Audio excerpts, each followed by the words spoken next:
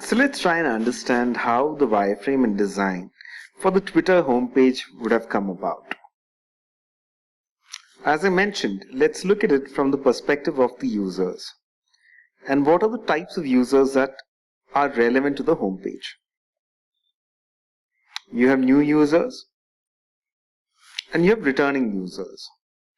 So what do you think would be the expectation out of, let's say, a new user? From Twitter's perspective, they would expect the new user to sign up.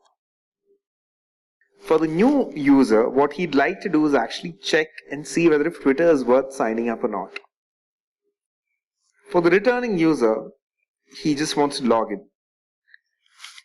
In both cases, where both the returning user as well as Twitter would like the returning user to use the homepage to log in. Now that we've understood this, let us see how this translates. For the old user, what do you think are the elements that need to be on the page? We need to be very clear that we want the user to log in. You would want him to put his username, which is a text field. We would want to put in his password, which is again a text field. You might have a remember me, which is a checkbox. You could have a forgot password link, and you need to have a login button.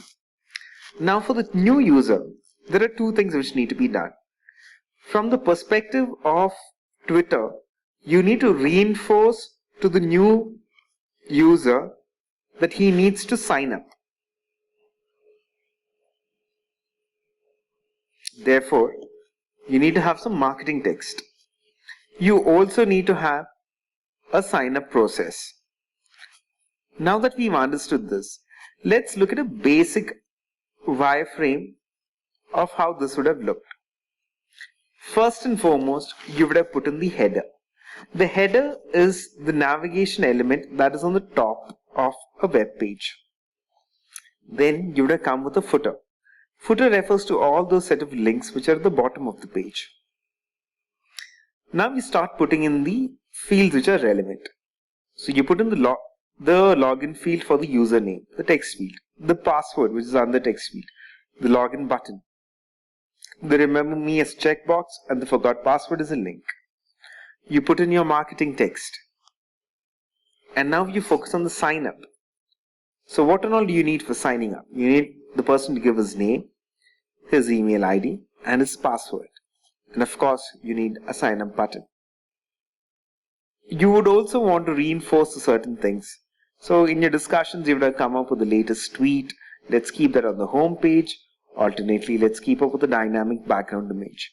These are the ideas which should have come in during the process of building the wireframe. This wireframe, when it was given to the design team, probably translated into something like this. So as you can see, this is your header, this is your footer, this is your login component, this is your sign up component, this is your marketing text. So let's see again how this reaches out to both set of users. For the new user, he wants to log in. So you have the login component. Both Twitter and the returning user both have to log in. For the new user, he has the option to sign up. This is what Twitter wants, and therefore it's kept a full open field here. Because the new user wants to check out what is happening, you put in some marketing text over here. And you keep showing some activity here.